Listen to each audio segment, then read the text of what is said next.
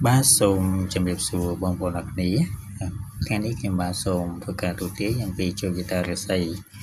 ចំពោះបងប្អូនในខែនៃឆ្នាំខាលវិញម្ដងថាតើក្នុងសប្តាហ៍នេះចំពោះបងប្អូនកើតឆ្នាំខាលមានដួងជតារាសីដូចនេះខ្លះសូមតាមដានស្ដាប់ពី Channel ទូទាយដូចតទៅនេះ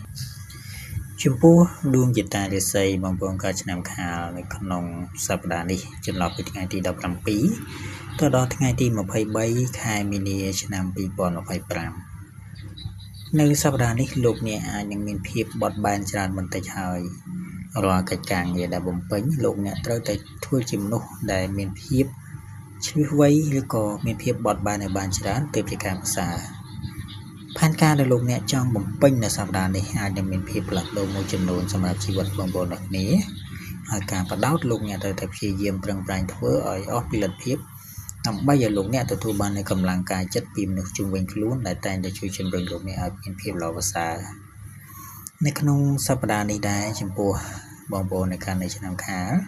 កិច្ចការងារបងប្អូនត្រូវតែព្យាយាមបដោតបំដោតទេលទ្ធផលបងវិញត្រឹម 50% ទ្វេតនោះ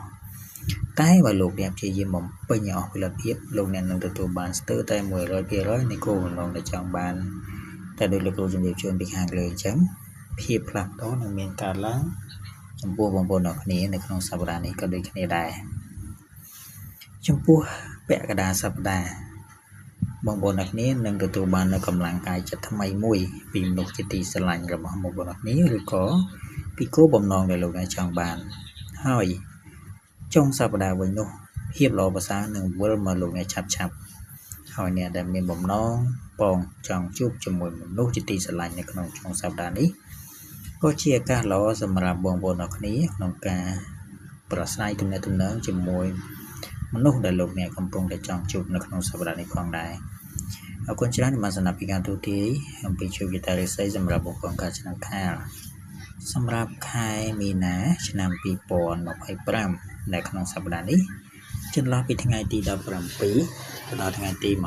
25អធិស្ឋាន23ខែមីនាឆ្នាំ2025ពី Channel ទូទាយសូមអរគុណសូមជម្រាបលា